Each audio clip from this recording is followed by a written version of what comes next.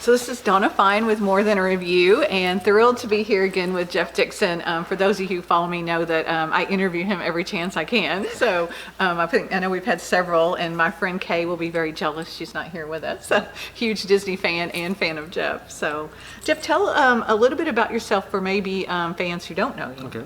I'm a pastor, originally born in Orlando, live in the Orlando area, and also a former Disney cast member back in the day. And so I bring all of that into the pastorate. So every Sunday people have to listen to me and they hear all of that mixture of nonsense that's out there. And also got the opportunity to, again, work at Disney, so I have a great love for the theme parks. Was there before it actually opened, got a chance to go in and see a preview of it before they opened the very first one. So just been a part of my life, and so decided to write about it a few years ago. Very good. And been very successful, like the character has come alive for people. So this one, Kingdom Chaos, tell us a little bit about it, because it's out right now. It is. Kingdom Chaos is it's a novel, it's a mystery thriller.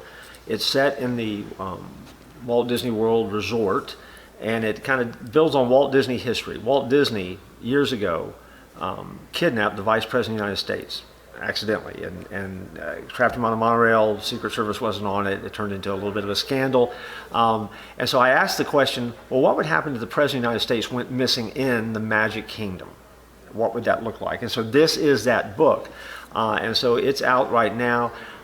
There's some characters that everyone who's read it has read it through their own political lens. It's been amazing. The email I've gotten has been like, you are this or you are this, and they get so angry. But and I think in some ways it's designed to that, because it kind of reveals, okay, this is the lens you look at things through. But really, it's just a novel about how do we get along in spite of our differences, and then how do a character like Grayson Hawkes, who is the lead character, how does he deal with a friend of his who is now the President of the United States, who's come from a background of marketing, and is kind of larger than life and might resemble a president that some people might think of automatically. And how do you disagree with them and then agree with them on some things and learn to love them anyway? And so I mean, it's kind of a big story. Political thriller. Who knew it would become such a hot property in this era? And so that's currently out. So buy my book, put my kid through private school, whatever I need to do. So yeah. So then the one coming, Saving the Magic. I love it. So tell us a little bit about this one. This one involved a bit of a title change. We started down the road. It was called Kingdom Virus.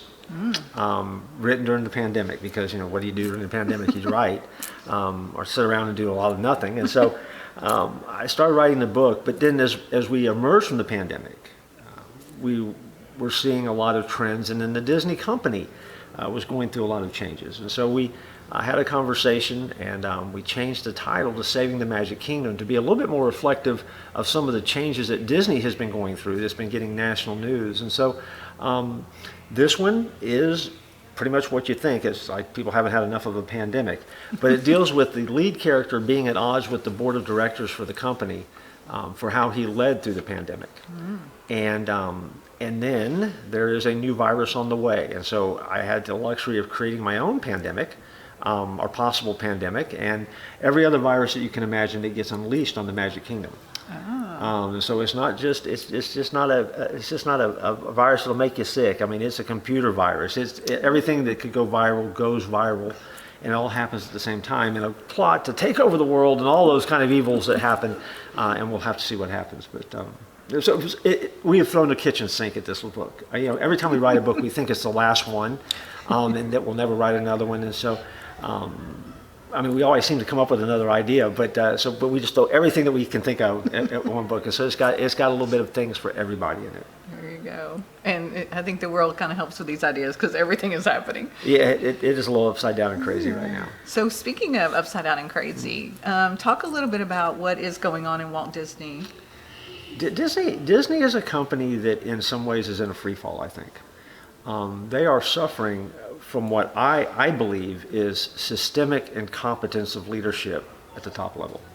I think it starts with Bob Chapek, who is the CEO. I think it goes down to a lot of those executives in that tier below him, where Disney has decided to cave to what is a very vocal minority in the culture today. And so, I mean, the catchphrase that everyone uses is, they've gone woke, which of course means, waking up to the cause. But at the end of the day, it's that idea of, but if you go woke too far, you go broke. And so woke Disney is a version of Disney that a lot of people don't recognize anymore. They've alienated a lot of their conservative audience. I think they've missed their family target. They've alienated a lot of the Christian community to the point that that even one of the reasons for the title change of the book has been because the Christian community really has kind of decided we need to step back from Disney a little bit. And so here I am writing books about Disney, and I'm a pastor. Like, what are you going to do with that? So again, I come back. Please buy my books.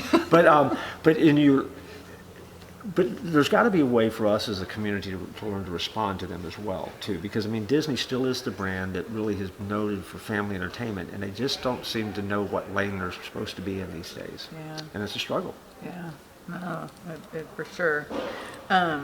So in your book, are you trying to make a statement? Are you trying to be entertainment, or? Of course. I think very similar to Kingdom Chaos, although that was never the intent of this book. I think people will read it through whatever political lens that they've got. So there's certainly, it's going to end up being, I'm sure, someone's going to brand it out there as a political thriller. But it really is designed, though, to make a statement about there are ways to lead and there are ways to do things well. Where you don't have to cave to every whim of the culture and the latest trend or the fad. Because again, the Disney company has been a company where longevity has been amazing. There's very few brands that have had the longevity and being known for the family entertainment. And so Disney is on the verge of losing a lot of ground in that area right now. And so the book certainly will deal with that a little bit. When you create a fictional character that runs the company, you can run the company differently, right? And so if I can put the board of directors at odds against that character, then I have the opportunity to say some things that I guess some would consider to be a statement. But to me, they're much more common sense. I'm always intrigued and have been very intrigued about how Disney will claim that right now everything they're doing is under the idea of being tolerant. But what they've forgotten is that they're no longer tolerant of the family audience that don't want their children groomed or taught sexual orientation or gender identity by a corporate company. That's not Disney's job, but yet they're intolerant of that parent in the name of tolerance for whatever other community they're trying to satisfy on any given day. And that's crazy. There's a level of insanity to that. That either means you either are completely clueless or you're completely crazy. And there seems to be a battle or a tension going on right now at the upper levels of the company in that area. Yeah. So what do you think makes Disney so fascinating to people? Well, I think it is fascinating because it begins with Walt. I think really Walt has been, he's larger than life. There's no doubt about it. But I really think his dream, his vision, his ability to see and know his audience and desire to create art and entertain for the sake of entertainment. Disney as a company, I think, is all about the bottom line, and it's all about profits. But what people forget historically about Walt is that Walt wanted the money too, but Walt would take every dime he had and invest it in the next project. So he was always on the verge of bankruptcy. So when people say, well, with Walt, it was all about money. Well, it was, but it was about money to do the next thing. And the next thing was always to entertain and create and push the envelope. And so I think that is what kind of launched this massive company into this behemoth that we have today. And the name brand has meant something. It's one of the most recognizable brands in the world, which is why it is so disheartening right now to kind of hear and see the battles that are going on, because it tends to tarnish the brand a little bit. Disney used to be the trusted family entertainment go-to company. It's not anymore. And so as a result, you have to be a little bit more selective, a little bit more careful. And hopefully Disney will learn those lessons as time goes by. They've taken some dings over this. They've released a film that should have been a blockbuster that is not going to be a blockbuster. It was not. Lightyear is tanked and has already been rushed to Disney Plus so someone else can see it. And you wonder, okay, so are we going to learn? Yeah. Will we learn those lessons? And my hope, my prayer is that they will. I think if the Christian community is vocal enough, I think that they can explain and be very sane and sound about, look, this is not your job. Yeah. This is not storytelling anymore. Yeah. Yeah. Pushing an agenda doesn't make for great story. Yeah. And so, what are they supposed to be? Are they out there to push agendas? Are they out there to teach tolerance? Or are they out there to entertain? Yeah. Yeah. And they've got to decide what they're going to be. If they're going to survive, I think they have to decide they're going to entertain. Yeah. Yeah. No, that's so true.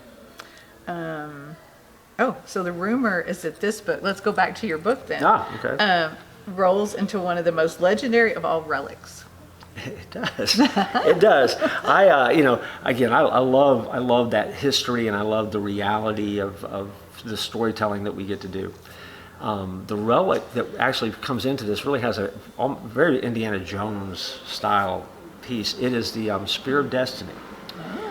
Which has been a spear that has been looked for through the years, and it was a relic where Hitler had actually gained possession of this years ago, prior to it going missing. And there's a lot of debate as to where it went missing at, but one of the places that it could have went missing at is off the coast of Florida.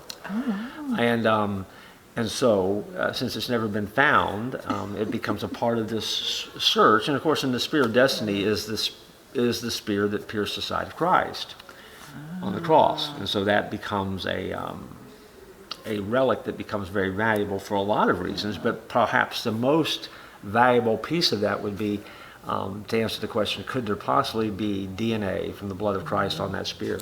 Wow. And so that kind of ramps the odds up a little bit. Can you imagine what people could do with that? Yeah. And so that becomes a part of the swirling centerpiece of this crazy story that begins to unfold, where 1,000 things are happening. And again, I say we throw the kitchen sink at it. We really do. I mean, this is as big as any relic that's been out there. And then, of course, but so for me, the challenge was, can you sanely answer, well, why would Walt Disney have it? How would he have gotten it? Why would he want it? And then why would someone know that he has it? And what would they do with it if they had it? I mean, there's all that complexity that we're kind of rolling into the story, but it makes for a fun background. I mean, it is one of those over-the-top kind of stories that if you can throw everything from Sasquatch to the Spear of Destiny into one book, I think you're cooking at that point. And so it definitely is a book that was born out of the pandemic. There's no doubt about it. There you go. Yeah. So is this a standalone or part of your series? It's a standalone. I for anybody that's read the series, I mean, thank you. And then for anybody who hasn't read the series, what's wrong with you? No, please go back and read it.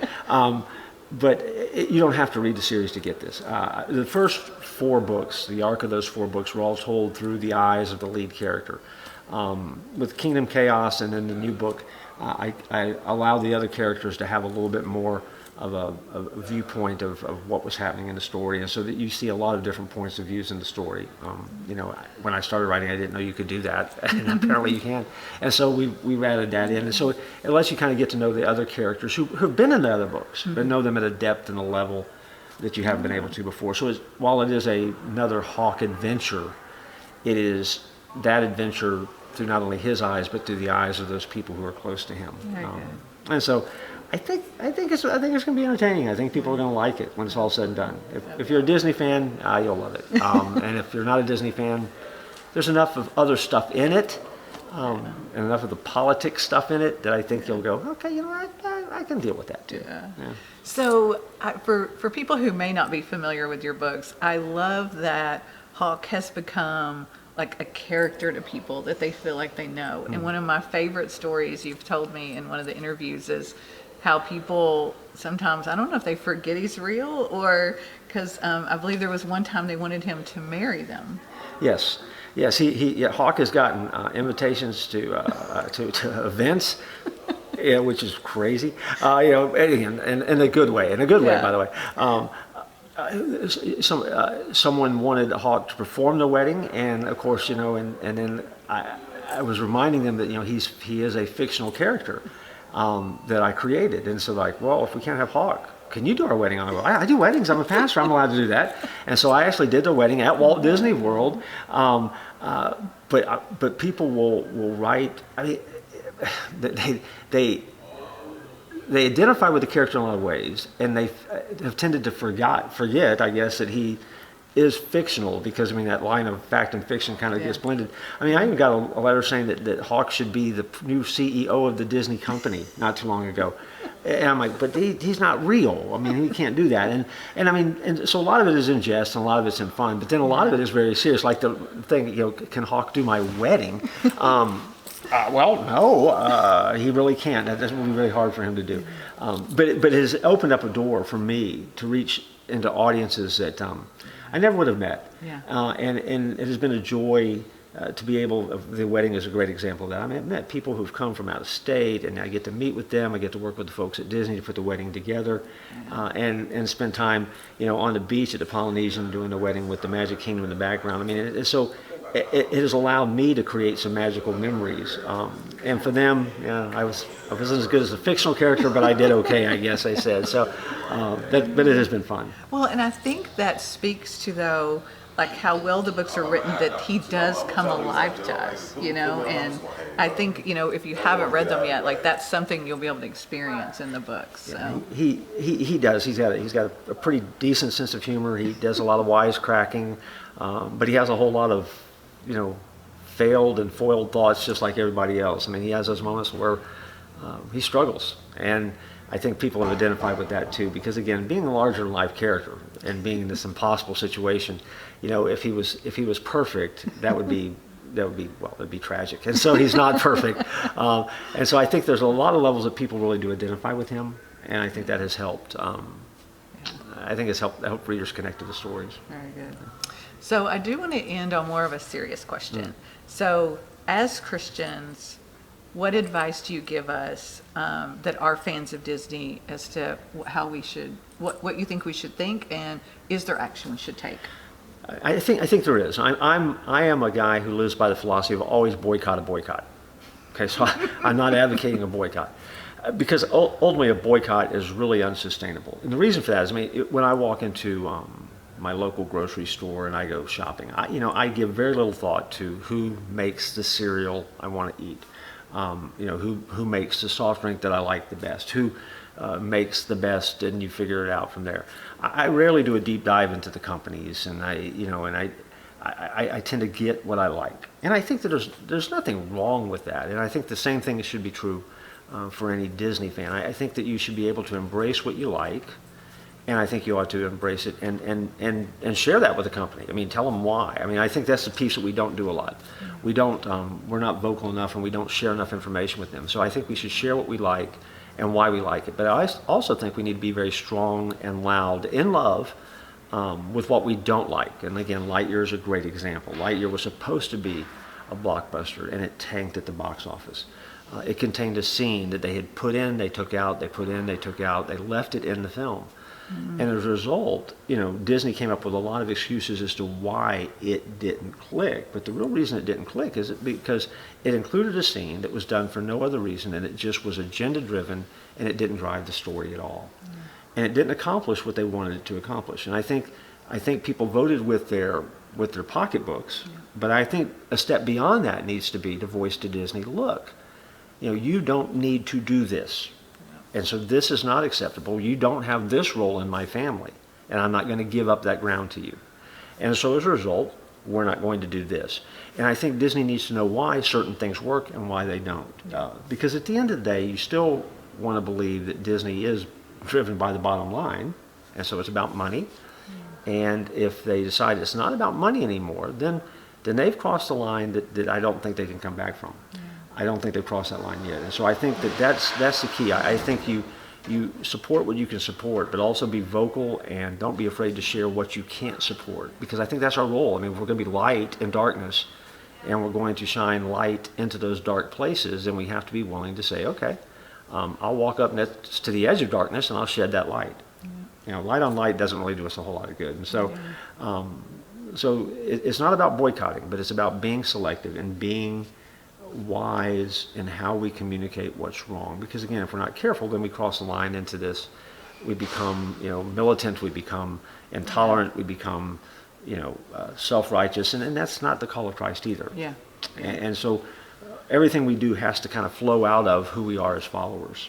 Well, and I think you've actually said it the best I've heard is, as a family unit, that's my responsibility. It is. And I think if that's how they understand it, not that we're trying to boycott the whole thing, but that's my responsibility with my children. It is. So. And I think that's been one of the struggles that even as Disney decided to become political and jump into the world of politics, especially in the state of Florida. I think that's one of the things that bubbled to the surface because Disney no longer has the majority of Floridians, even in that battle that's going on in the state right now. They don't have the support that they would have normally had because they were the big company in Florida and the largest employer in Florida, et cetera. People has pushed back hard against them, and Disney has dug their heels in. So that battle's not over yet, but it will cost Disney a lot if they don't blink. And so, I'm thinking they will. I'm praying they will. I think they're going to flinch. I think they have to, but we'll see. Time will tell. Yeah. Let's be an entertainment company. Yeah. Stay in your lane. Stay in your lane. Yeah. Jeff, thank you so much. It's always a pleasure. Again, I just want to share Kingdom Chaos is already out. You can purchase this already. And then coming up is going to be Saving the Magic Kingdom. Here it comes. All right. Thank you, guys.